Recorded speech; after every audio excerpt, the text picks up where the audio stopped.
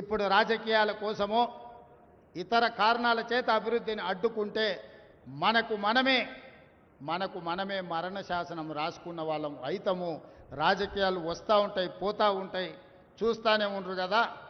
ఒకప్పుడు ఏ పార్టీని బతకనియేమో, ఎవరు రాజకీయం కాదు కదా, నిద్రలో కూడా శాసనసభ్యులు అవుతామన్న ఆలోచన చెయ్యొద్దు అని ఆనాడు అక్రమ కేసులు పెట్టి ఎంతమందిని జైళ్ళకు పంపించారు. ఇవాళ వాళ్ళే తన్నుకొని చేస్తున్నారు. ఒకరు కడుపులో కత్తులు పెట్టుకొని కౌగిలించుకుంటున్నారు. ఎవరు అక్కర్లేదు, వాళ్ళే పొడుచుకుంటున్నారు. విపరీతమైన అవినీతి సొమ్ము వచ్చిన తర్వాత సొమ్ముల పంపకాలలో కుటుంబ పంచాయతీలు ఇవాళ కుటుంబంలోనే ఒకరు సహించుకోలేని పరిస్థితి. ఒకరి మీద ఒకరు యాసిడ్ దాడులు చేసుకోవాలని ఒకరిని ఇంకొకరు నవ్వుతూనే కడుపులో కత్తులు పెట్టుకొని కౌగిలించుకునే పరిస్థితులు ఈ రాష్ట్రంలో దాపురించినాయి. పాపం ఊరికే పోదు. పెద్దలు చెప్పిండ్రు, చేసుకున్న వాడికి చేసుకున్నంత మహానుభావ అని చెప్పిండ్రు. చేసిన పాపాలు ఎక్కడికి పోవు, ఖచ్చితంగా ఆ పాపాలు వెంటాడుతూనే ఉంటాయి. వాళ్ళు అనుభవించి తీరాల్సిందే. ఆయన వెనకాల ఈయన ఉన్నాడని, ఈయన వెనకాల ఆయన ఉన్నాడని.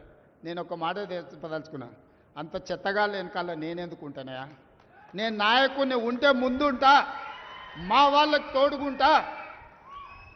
వాళ్ళ కుటుంబాలు వాళ్ళు కత్తులతో పొడుచుకొని హరీష్ రావు, సంతోష్ రావు వెనకాల రేవంత్ రెడ్డి ఉన్నాడు అని ఒకరంటే, లేదు కల్వకుంట్ల కవిత గారు వెనకాల రేవంత్ రెడ్డి ఉన్నాడని. మీరంతా దిక్కుమాలలో అని తెలంగాణ ప్రజలు బండకేసి కొడితే మీ వెనకాల ఎవడన్నా బుద్ధున్నోడు ఉంటాడా? అన్నం తినవాడు ఎవడన్నా మీతోని ఉంటాడా? నేను ఉండేది పాలమూరు జిల్లా 4 కోట్ల తెలంగాణ ప్రజల వెనుక ఉంటా, తోడుంటా, వాళ్ళ కోసం పని చేస్తా. నాకంత సమయం లేదు ఇంత పనికిమాలతోని కలిసి, లేకపోతే మీకు మీరే పంపకాలలో వచ్చిన పంచాయతీలు మీరే పొడుచుకుంటారు. మేము చూస్తే చాలు. జరుగుతున్న పరిణామాలు అందరికీ తెలుసు. దయచేసి మీ వివాదంలోకి మీ కుటుంబ పంచాయతీలనో మీ కుల పంచాయతీలనో మమ్మల్ని లాగకండి. మాకెలాంటి ఆసక్తి లేదు. మిమ్మల్ని ఎప్పుడో ప్రజలు తిరస్కరించిండ్రు. మీరు కాలం చెల్లిన 1000 రూపాయల నోటు లాంటోళ్ళు. కాలగర్భంలో కలిసిపోతుంది ఆ పార్టీ. ఒకప్పుడు జనతా పార్టీ కూడా గొప్ప పేరుండే, కానీ జనతా పార్టీ కనుమరుగైంది.